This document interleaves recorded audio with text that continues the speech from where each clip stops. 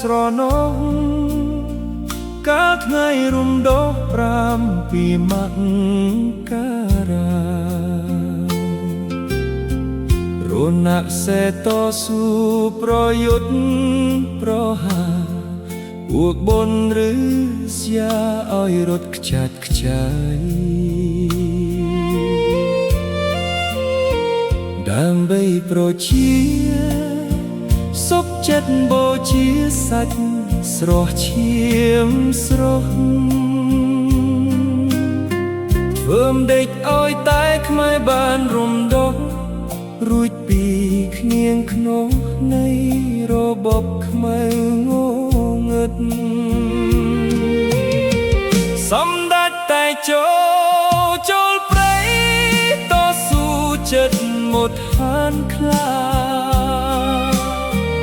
ដើម្បីជាតិខ្មែរភ្នែកត្រូវពីការស៊ូទ្រាំឈឺផ្សាកុំចាត់បនប្រឡ័យសំតាច់តស៊ូយកជីវិតដូរឲ្យតែជាតិរស់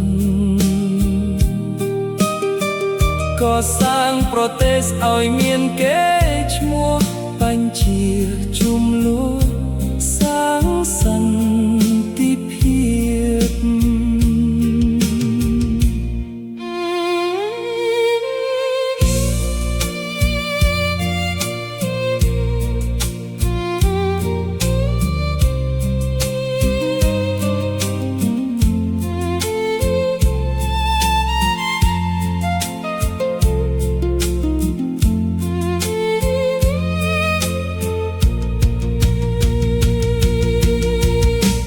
ខ្មែរមិនភ្លេច